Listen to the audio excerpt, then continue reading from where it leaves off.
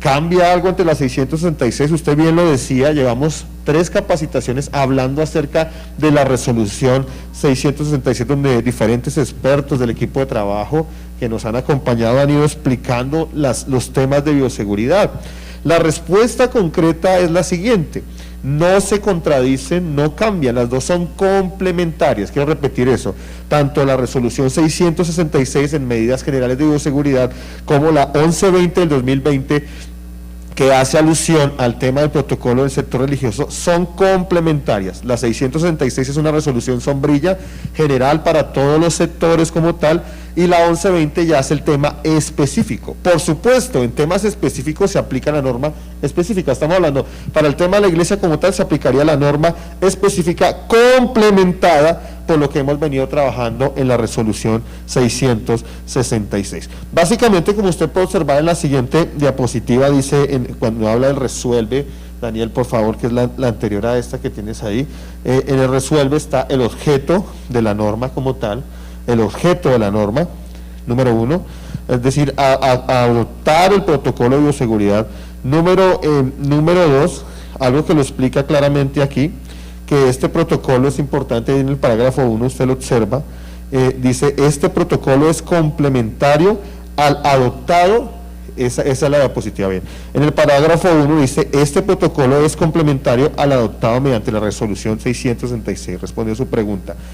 Otra pregunta importante: cada entidad religiosa podrá adoptar este protocolo de seguridad conforme a sus ritos, y es importante aclarar acá también que cada confesión religiosa, pero también cada auditorio debe tener su protocolo, cada sitio de culto debe tener su protocolo. Número 3, también por supuesto la vigilancia. El gobierno nacional va a tener, o el gobierno más exactamente, va a tener una vigilancia a los protocolos. Quiero hablar concretamente de Bogotá. Bogotá administrativamente ha sido descentralizado por localidades, y por supuesto las alcaldías locales serán las responsables de ejercer el cumplimiento del protocolo, la vigilancia, la inspección, vigilancia y control de los protocolos. Y en el caso concreto de Bogotá, digamos que el protocolo que cada sitio de culto debe presentar, debe entregarse ante la plataforma de gobierno abierto de Bogotá. Eso es importante aclararlo. Para otras localidades, para otros municipios serán las alcaldías municipales o distritales las encargadas de hacer la vigilancia de este protocolo. Muy bien, entrando en materia, tenemos la estructura de esta resolución que adopta el protocolo, la 1120, en la cual encontramos, número 1, el objetivo general del protocolo, que por supuesto es adoptar el protocolo de bioseguridad para el sector religioso. Número 2, tenemos un tema de definiciones de algunos conceptos importantes a la hora de adoptar en la implementación del protocolo. Número 3, medidas generales de bioseguridad, donde encontramos que hay unas responsabilidades. Número 1, de los lugares de culto y de los responsables o representantes legales de los lugares de culto. Se tienen unas responsabilidades ante la implementación de este protocolo, pero también este protocolo o esta resolución que adopta el protocolo tiene unas responsabilidades con respecto a los feligreses. Los feligreses también tienen unas responsabilidades en el ejercicio de la liturgia o del culto. Número 4, el mantenimiento y desinfección. Número 5, elementos y medidas de protección personal. Número 6, medidas especiales. Número 7, medidas que deben adoptarse al salir y regresar a la vivienda. Esto es para las personas que asisten, los asistentes. Número 8, debe haber un plan de comunicaciones. Número 9, prevención y manejo de riesgos.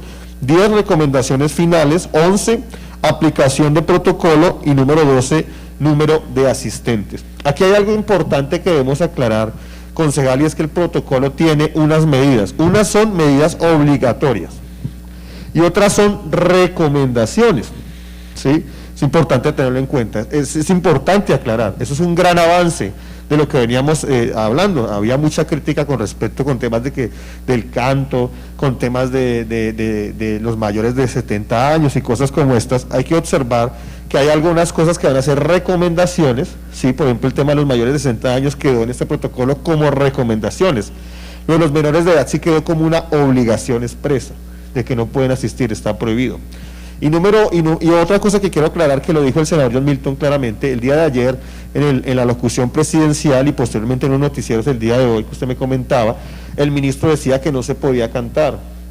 pero esto es un mensaje que se dio en medios de comunicación. Pero cuando usted revisa el protocolo, lo hemos revisado varias veces, lo hemos leído, lo hemos releído, y varios miembros del equipo de trabajo lo hemos trabajado, y en ninguna parte del protocolo, concejal, se establece que no se puede cantar. Ahí fue un lapsus del ministro, porque lo que vale es la norma, el acto administrativo, que tiene fuerza vinculante y obligatoriedad ante la ley, ante las instituciones públicas, no lo establece.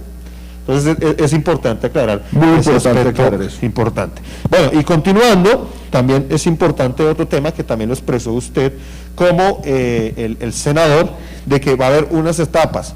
Es importante decir esto. Primero va a haber unos pilotos, inicialmente, como usted bien lo dijo, en municipios no COVID primero. Segundo, en municipios con baja incidencia de COVID, que hoy salió un documento expedido oficial por el Gobierno Nacional, donde se establecen los porcentajes y van a sacar un listado de municipios de baja incidencia de COVID. Ya está listado en los municipios no COVID, donde se pueden empezar los pilotos. La baja incidencia ya va a salir el listado.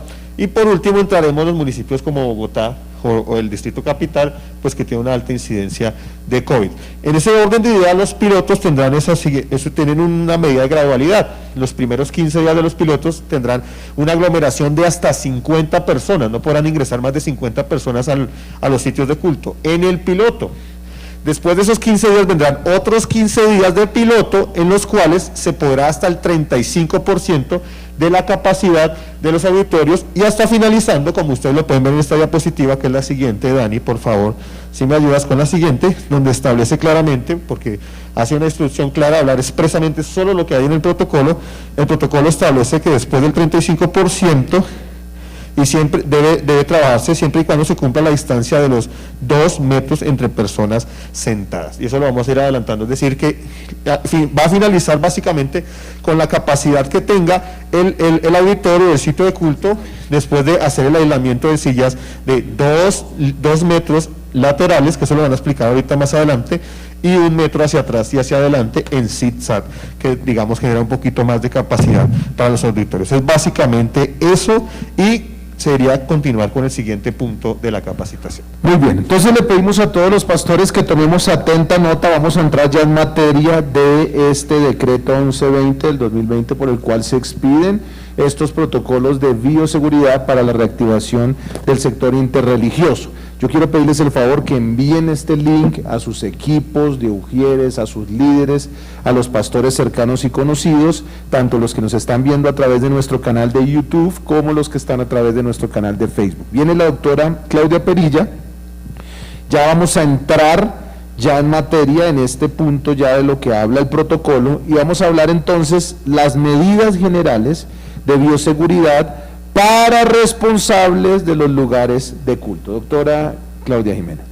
Gracias, concejal. Efectivamente, dando lugar a lo que dice y se expidió en la resolución 1120, se atiende que ya es un hecho que vamos a tener un protocolo específicamente para los lugares de culto, con el fin de disminuir el riesgo de transmisión del virus. Y como lo explicaba el doctor David y el concejal, atendemos a que hay una corresponsabilidad de responsables de culto, que somos nosotros los pastores, ¿verdad?, y los feligreses, que son los asistentes a nuestras iglesias en esos momentos en que vamos a desarrollar nuestras celebraciones o cultos en cada una de las ciudades, ¿cierto?, de Bogotá y fuera de Bogotá.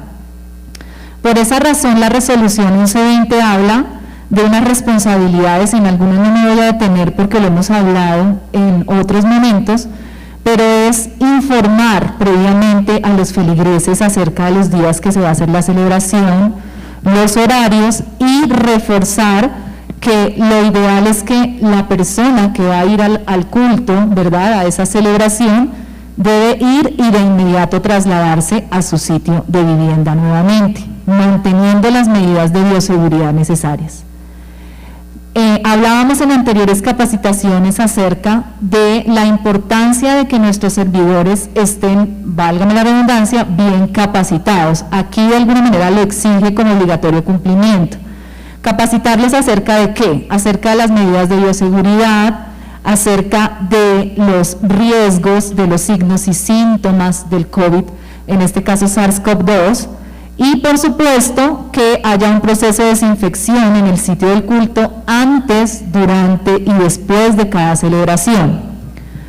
Ahí lo que nosotros ya hemos venido viendo, y esto hace parte no solamente de las iglesias, sino en los diferentes sectores que se han reactivado, tener en cuenta el distanciamiento social. Ahorita vamos a revisar, a hacer un ejemplo de lo que debemos hacer específicamente en la iglesia como tal. No ingresar niños, niñas y adolescentes, esto de acuerdo al aislamiento preventivo obligatorio que hay a nivel de gobierno nacional.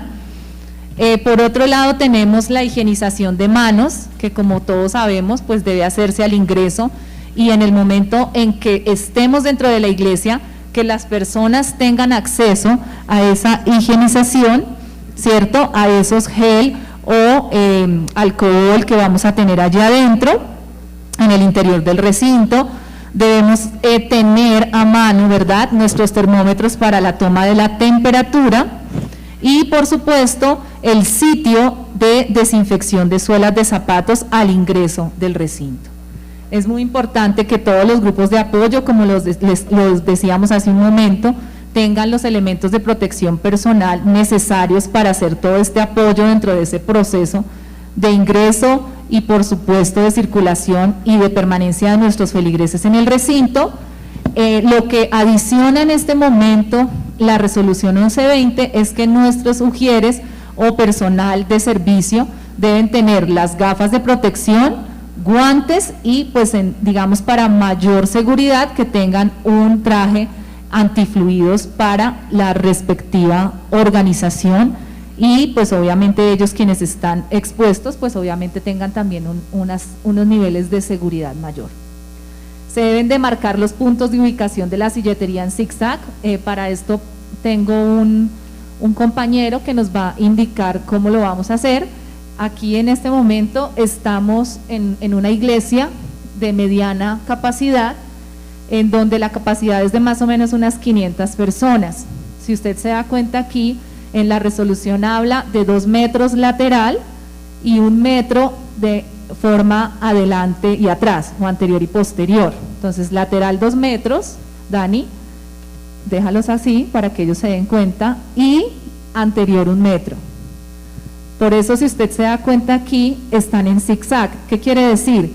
Hay una línea, ¿verdad?, y otra en la mitad, en el centro. Otra línea y otra en la mitad.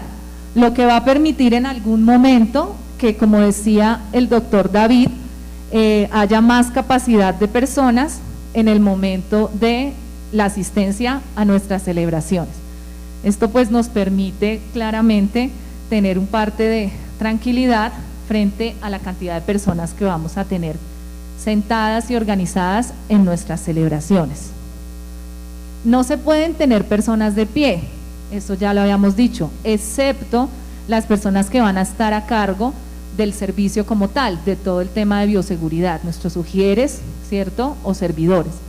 Pero como lo explicaba hace un momento el doctor David, y pues él va a hablar un momentito aquí, nos va a hacer el favor de intervenir, es específico con respecto de lo que nosotros atendemos y hacemos en nuestras celebraciones de manera particular.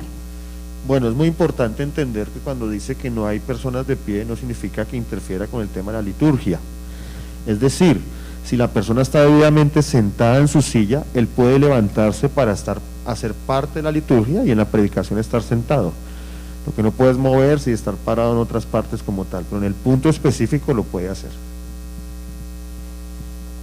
Muy bien, doctor, muchas gracias. Entonces, claramente demarcar los puntos de ubicación de la silletería en zigzag. Los responsables del culto también deben garantizar la aireación natural, así dice la resolución, o ventilación. ¿Esto qué quiere decir? Que tanto las puertas como las ventanas deben estar abiertas. Si hay iglesias que tienen ventilación artificial, la resolución especifica que debe hacerse una limpieza específica y pues tener una garantía también de cambio de filtros en el momento en que se utilice esta ventilación.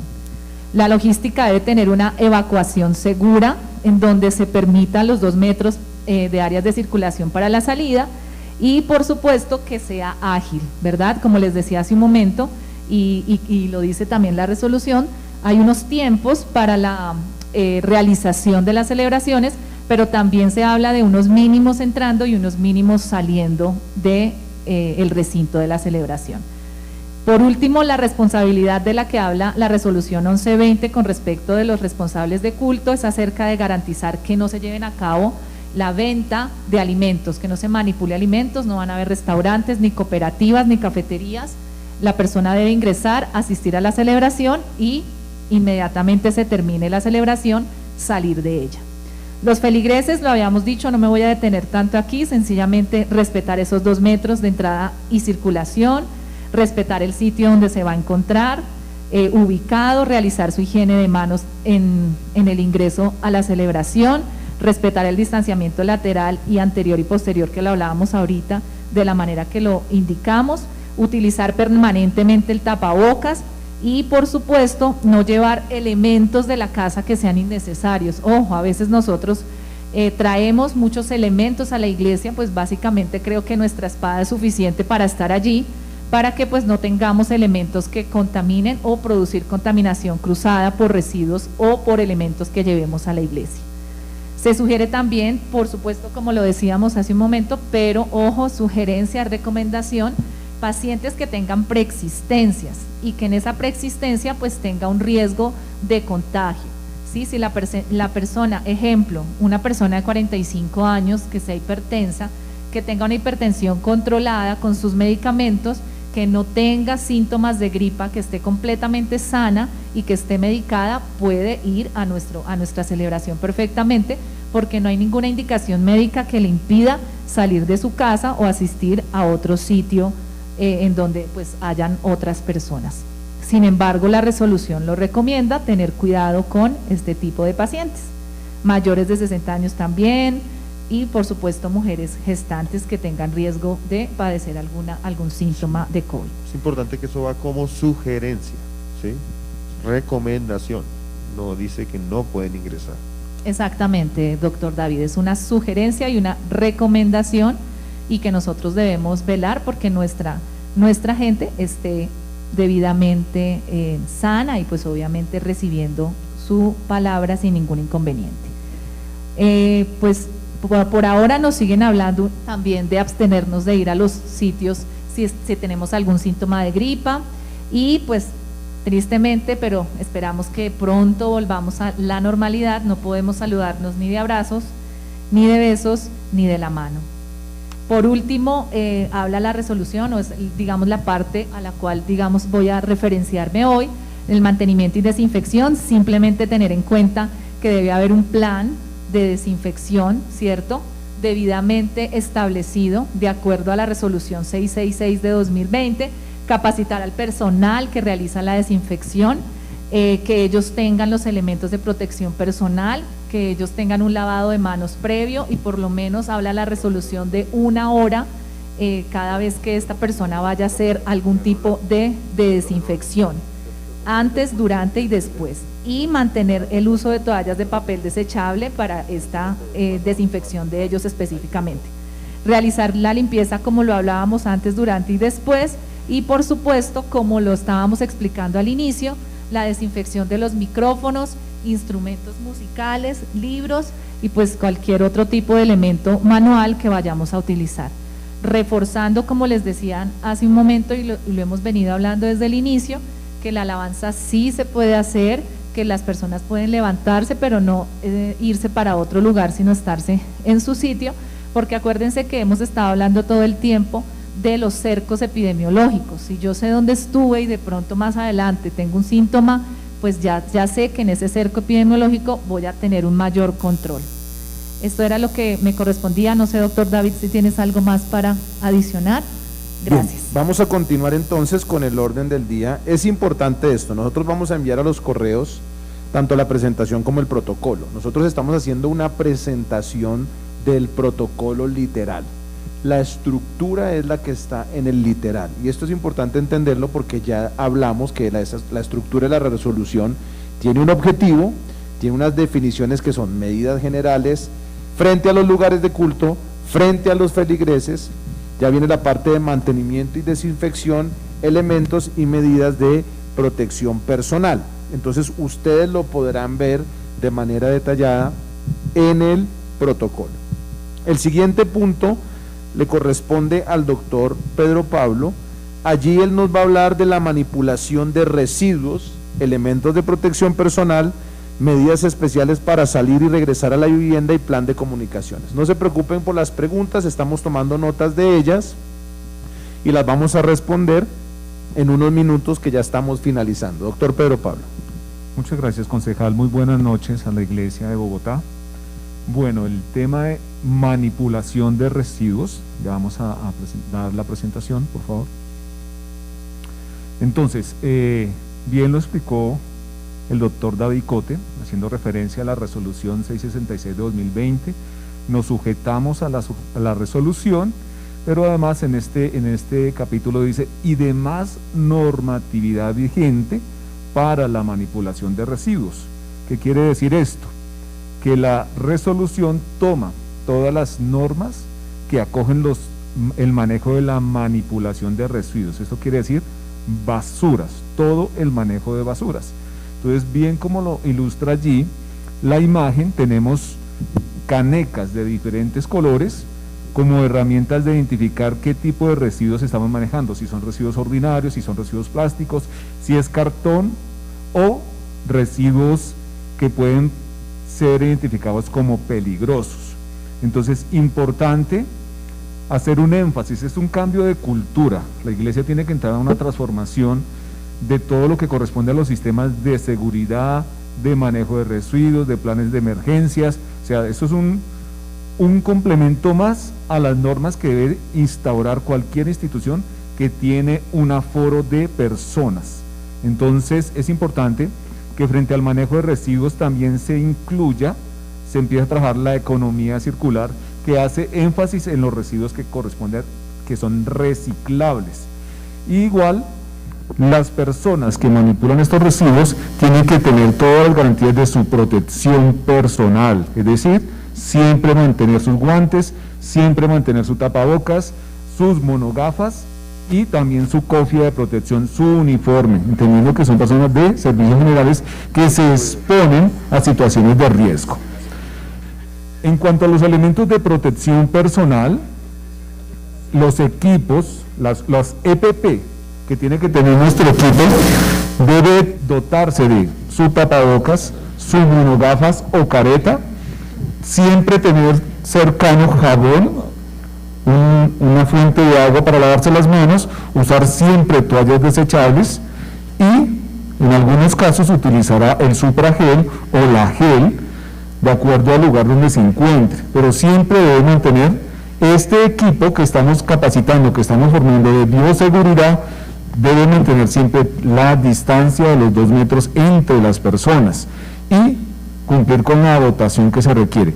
Tapabocas, protección ocular, productos de desinfección, garantizar el lavado de manos cada 3 horas y finalmente contar con un desinfectante aprobado para COVID-2019.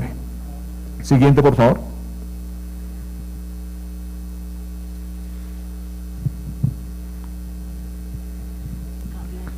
Bueno, todas las personas que ingresen,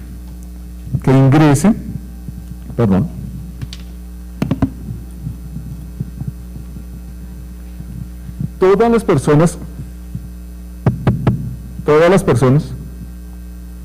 personas que ingresan deben hacer un uso adecuado del tapabocas.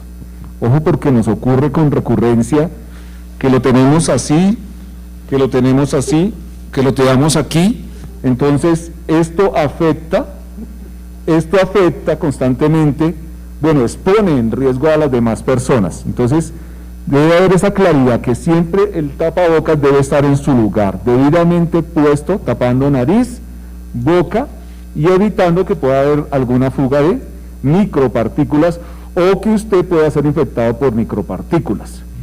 Es obligatorio, dice la resolución, el uso de guantes para la persona que está, el equipo COVID que usted va a colocar en su iglesia, que va a dirigir a las personas, que va a manipular el desinfectante, que va a manipular el líquido para los zapatos, para el tapete, esa persona siempre debe permanecer con guantes y todos sus elementos de protección. Los encargados de aseo y desinfección en el lugar, igualmente, hacer énfasis recurrente de su lavado de manos y del uso de sus guantes. Lo tercero corresponde a una capacitación continua, en que en todo el proceso de desinfección, pero también una capacitación que haga énfasis en el uso de los guantes, allí lo muestra la gráfica. Entonces debemos saber cómo usar los guantes, cómo ponérselos y cómo retirárselos, cuándo ponérselos, pero también cuándo retirárselos, porque las personas los usan una vez, los dejan a un lado, vuelven y los reutilizan y pueden generar una contaminación cruzada, como nos enseñó Claudia. Siguiente, por favor. Medidas especiales en esta resolución. En ningún momento, dice muy clara la resolución, en ningún momento de la ceremonia religiosa se podrá repartir papelería. En nuestra iglesia tenemos habitual pasar sobres, pasar cartas, pasar peticiones. Ya no podemos hacer este procedimiento, ¿ya?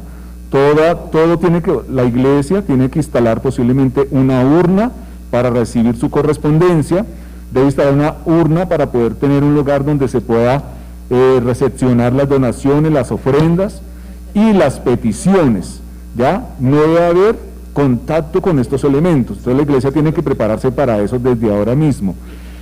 Si hay alguna ceremonia matrimonial donde se utilizan anillos, solamente los deben contener la pareja que se va a casar. No puede pasarse de mano en mano el tipo de anillos o otros elementos que se desarrollen para ese matrimonio.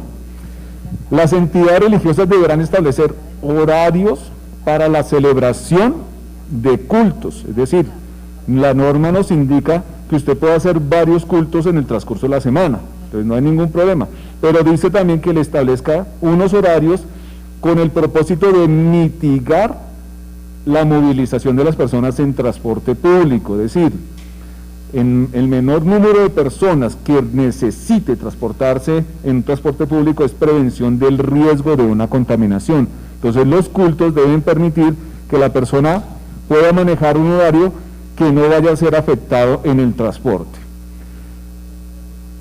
Mientras se mantenga las normas de aislamiento social, no se podrá realizar reuniones. ¿Qué quiere decir esto?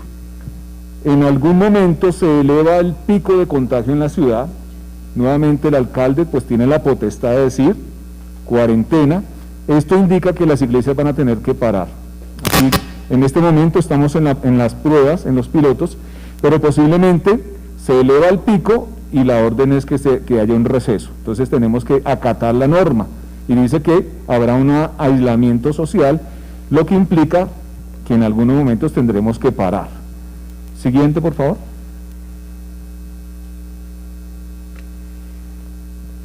Medidas que se deben adoptar para salir desde su vivienda y regreso.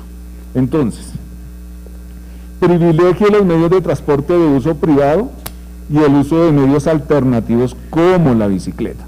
Entonces usted desde su casa debe tener el plan de viaje, ya que llevo a la iglesia, con quién voy a la iglesia, qué medio de transporte voy a utilizar, en qué medio de transporte puedo prevenir un riesgo de contagio. Entonces vemos hoy cómo el transporte público presenta un alto volumen de aglomeración, por lo tanto el riesgo se eleva. Por lo tanto se sugiere el uso de la bicicleta, un vehículo particular y evitar en este caso pues los transportes masivos. Cumplir con el protocolo de seguridad, de bioseguridad que establece el Ministerio de Salud. Al regreso a su vivienda, sugiere la norma limpiar la suela de los zapatos, sugiere la norma el lavado de manos y cambiarse inclusive la ropa antes de entrar en contacto con otros familiares. Entonces, si usted asiste a la iglesia, pero en su núcleo familiar tiene un familiar que presenta una enfermedad preexistente, es posible que por una micropartícula usted lleva una contaminación cruzada a su hogar y esa persona puede verse altamente afectada. Entonces es importante que usted planee su viaje de ida a la iglesia y de regreso a la iglesia, teniendo en cuenta todas las medidas de protección, de autoprotección. Siguiente.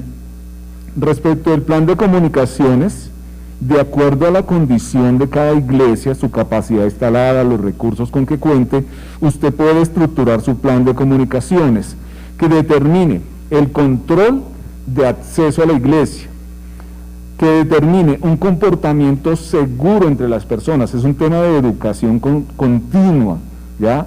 Hay personas que le dicen, tienes que ubicarte en esta silla, y ella coge para el otro lado. No, la idea es asegurar desde el ingreso, durante y después del culto a nuestras personas, y es reeducarlas para que se adapten a este nuevo cambio de protección y bioseguridad. Siempre hacer énfasis en la protección personal, siempre hacer énfasis en las instrucciones antes de ingresar al culto, debe haber una persona que dé una instrucción dentro de las instalaciones y en la salida de la iglesia. Siempre estar informando, utilizando todos los canales de comunicación que sean necesarios. Usted puede hacer una cartelera, usted puede hacer imágenes visuales, entendiendo que algunas personas no les gusta leer, por lo tanto las infografías, que es un material muy sencillo, pero que es visual, va a facilitar, primero, que la persona se detenga, dedique un tiempo a una lectura muy simple, pero que se guíe por las imágenes visuales. Uso adecuado de agentes de desinfección. Ojo con este punto que me parece clave en la resumen. Diligenciamiento de encuesta de autodiagnóstico. ¿Qué indica esto? Que una de las personas asignadas del equipo COVID de protección de su iglesia tiene que hacer preguntas a la entrada de su culto. ¿Usted presentó fiebre en el transcurso de la semana?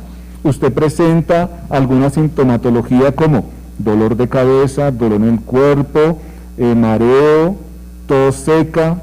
¿Ya ha presentado? O sea, es un prediagnóstico, que es una encuesta que se puede hacer aleatoria, pero que usted tiene que implementarla para que pueda tener una identificación de las personas que asisten a su culto y evitar situaciones de riesgo. Uso adecuado y permanente del tapabocas. Señalización de las medidas de seguridad y de distanciamiento. Entonces hay que demarcar los sitios y hay que colocar imágenes visuales que me indiquen recurrentemente el distanciamiento social. Siguiente, por favor. Referente a los diferentes medios de comunicación. Hoy tenemos la ventaja de tener redes sociales y puede usarlas para llegar al mayor grupo de personas de su iglesia. Estas las puede usar para informar, para capacitar, para hacer recurrente énfasis en la autoprotección y en la protección de todo su grupo social. Todas las redes están a su disposición y la idea es utilizarlas con eficiencia. Ya de pronto pequeños mensajes, cortos mensajes van a llegarle más a las personas, y si va acompañada de una imagen, así como lo hacen los TikTok, como lo hace un youtuber, como lo hace, ser muy creativos en el desarrollo de la difusión a fin de que las personas de la iglesia se entrenen en todo el tema de bioseguridad. Entonces la socialización debe ser constante y de aquí en adelante en cada culto, antes, durante y después. Se proyectará o comunicarán piezas informativas, bien les dije infografías. Allí en la diapositiva podemos observar una de la Cruz Roja de Colombia. Es una infografía que con claridad muestra cómo se hace el lavado de manos, qué hay que hacer cuando se presenta tos, qué hay que hacer para mantener la distancia entre las personas, cómo se demuestra un ambiente debidamente higienizado. Establecer los canales directos y continuos con todos los feligreses de la iglesia. Entonces, importante que en su equipo de iglesia tenga una persona que se encargue de desarrollar esta estrategia de comunicación, que sea clara, precisa, concisa y que sea acorde a la educación de cada grupo social. Hasta aquí es mi tema, concejal. Espero sea de gran ayuda para el desarrollo de la gestión de los protocolos. Muy bien, muchas gracias, doctor Pedro Pablo. Le recordamos a todos los que están en este momento allí haciéndonos diferentes preguntas. Ahorita vamos a hacer nuestro espacio de preguntas, pero también les vamos a enviar tanto el protocolo como nuestras presentaciones para que puedan despejar las dudas y allí de manera muy concreta entender el paso a paso de este protocolo de bioseguridad. Le doy la palabra entonces por último, antes de las preguntas, al doctor Oscar Sánchez para que nos hable de la prevención y manejo de situaciones de riesgo, recomendaciones finales, aplicación del protocolo, número de asistentes, instrumentos de capacitación, evaluación y checklist de aseo.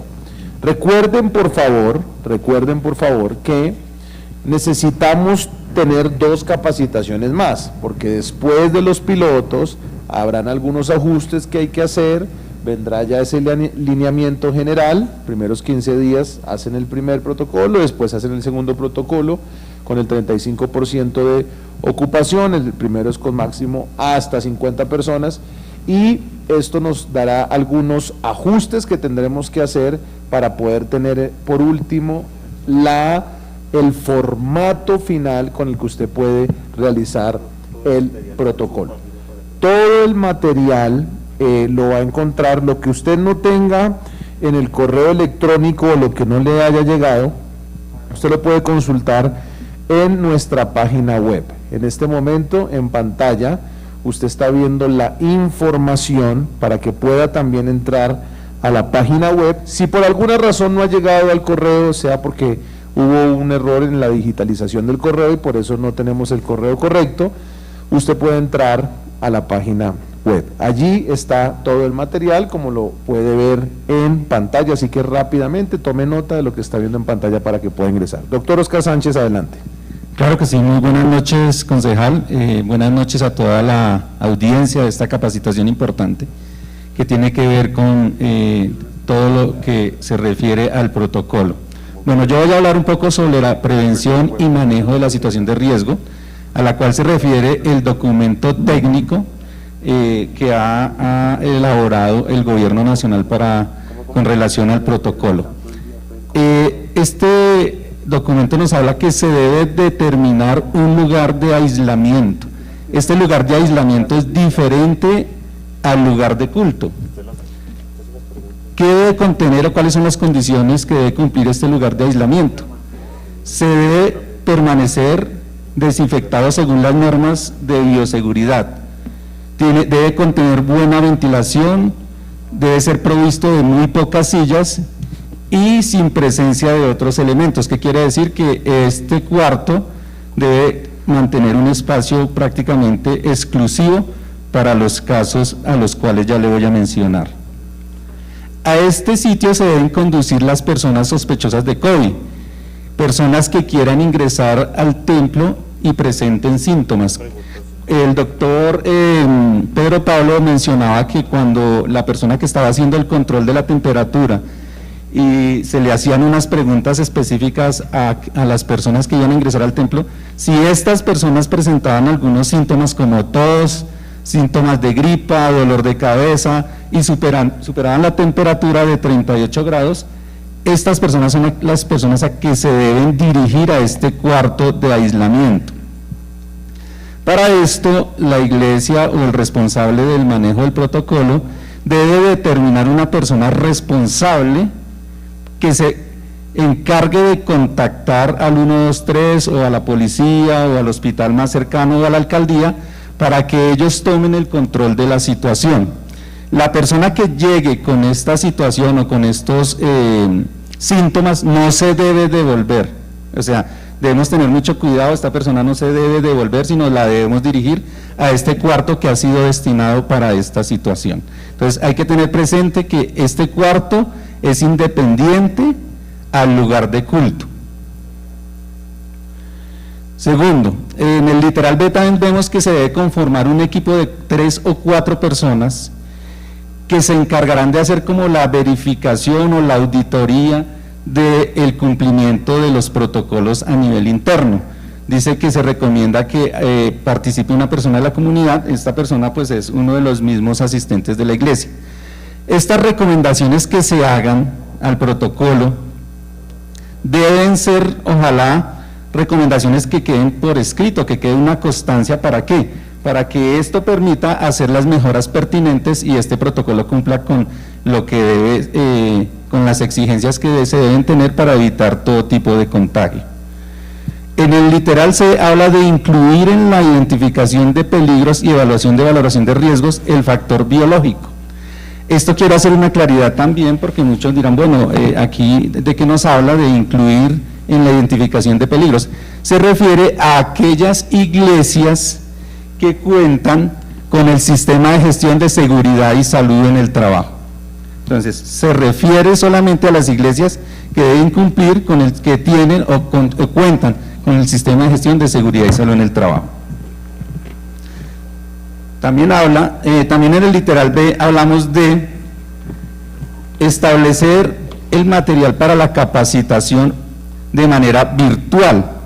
¿Qué material es? Esta es una capacitación que se habla de generalidades, pero cada iglesia debe mantener también o debe preparar una capacitación ya con las características propias de la iglesia, con las características propias de la iglesia. ¿Qué quiero decir con esto? Después de construido cada uno de los protocolos individuales de cada una de las iglesias, este protocolo ya con las características propias de cada iglesia se debe socializar con el equipo de trabajo para que ellos lo conozcan de primera mano. No es esta capacitación que se está dando, sino la capacitación ya con base en las características propias de la misma. Muy bien. En un punto 11 del documento técnico también se habla de unas recomendaciones. Entonces dice el documento que se recomienda efectuar una inscripción previa a la asistencia de cultos. ¿Qué quiero decir con esto? Que 3 o 4 días antes se debe llamar a los fieles para direccionarlos y decirles qué culto les pertenece, para evitar ¿qué? Para evitar esas conglomeraciones que se puedan dar a la entrada del templo. Entonces yo llamo, si yo voy a desarrollar 4 cultos, entonces yo debo llamar con anticipación a la gente o a los hermanos de la iglesia y asignarles a cada uno su culto, para que no se nos presente una situación como que todos nos llegan al culto de las 7, no, hay que asignar y se recomienda hacerlo para evitar este tipo de cosas. Llevar de manera voluntaria una planilla, un registro de personal, esto es de manera voluntaria. Nuestro senador nos hizo mucho énfasis en intervenciones pasadas del tema de la consolidación de datos. Aquí ya se habla de que es de manera voluntaria o de forma voluntaria, o sea, no es obligatorio que se consoliden o se tomen los datos de las personas, pero sí, si lo vemos desde el punto de vista importante, nos permitiría también tener como de cierta manera una cartografía o un control de la asistencia de las personas que vienen a nuestros cultos. Dice que se debe pedir una declaración del autodiagnóstico. El doctor Pablo se mencionaba de esa encuesta que se le debe hacer a las personas cuando van a ingresar o al momento de llamarlos, de cuál ha sido su diagnóstico en los últimos 30 días. Dice que se debe aumentar el número de celebraciones con el fin de permitirle la participación a todos los fieles. O sea, ¿qué quiere decir esto?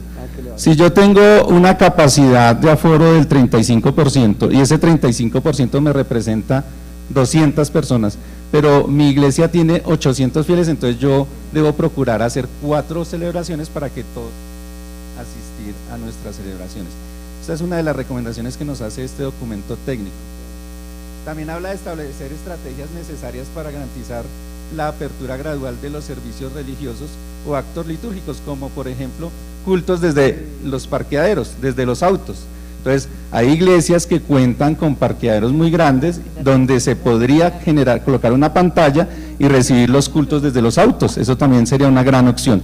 Es bien importante recomendarle a nuestros pastores y a nuestros líderes que si bien es cierto se va a dar una apertura gradual, todo depende de lo que la alcaldía de Bogotá determine y en el tiempo que lo determine. Es importante que no se dejen de realizar las transmisiones digitales, ya que esto va a permitir que no solamente lleguemos a las personas que están presentes, sino a aquellos que no van a poder participar, de pronto porque son menores de edad o diferentes circunstancias. También nos habla de proponer por desarrollar, o sea, que hagamos un culto, máximo el culto, se demore 1 hora.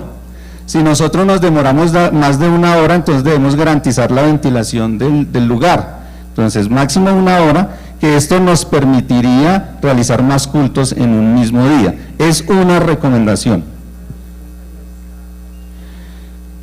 También habla de la aplicación de los protocolos en el numeral 12, donde habla de controles de apoyo al distanciamiento físico y da unas pequeñas recomendaciones. Yo extraje las que nos tocaría de pronto aquí a la ciudad de Bogotá, y es la apertura de puertas y ventanas para el no uso de ventiladores y aire acondicionado. Aquí en Bogotá hay algunas iglesias que están ubicadas en segundos pisos, y a raíz de que como están en segundos pisos la ventilación es muy poca, las iglesias han tenido que colocar ventiladores, han tenido que colocar también aire acondicionado. Entonces a lo que se refiere es que para evitar prender estos ventiladores es mejor abrir las ventanas, las puertas de acceso. También habla de la sustitución de besos y abrazos y apretón de manos.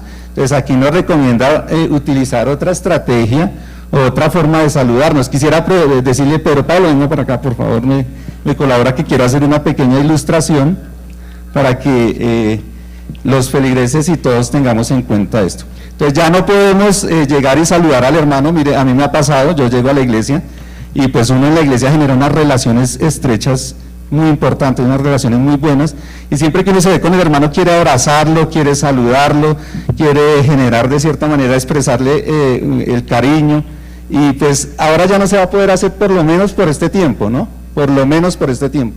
La idea es que nos saludemos con una señal o utilicemos otro tipo de maneras para poder expresar nuestro cariño. No podemos darle la mano, ya no lo podemos abrazar, entonces podemos hacer algo así. Entonces, evitar eso. El gobierno nos pide nos recomienda que evitemos esos contactos estrechos. Gracias, Pablo. No es muy ilustrativo, pero bueno, es la idea de que lo podamos hacer y que evitemos tener un contacto estrecho con las personas. Bueno, ya para terminar, pues nuestro concejal nos había hablado sobre las medidas de distanciamiento y los planes piloto que se darán en los primeros 15 días, que son 50 personas, o sea, 50 personas máximo en aquellos lugares que se van a realizar los pilotos en zona no COVID, y que después de los 15 días ya se habla de un aforo de 35%. Básicamente sería esto, así por encima. Creemos que hemos ya tratado todos los puntos que contiene el documento técnico.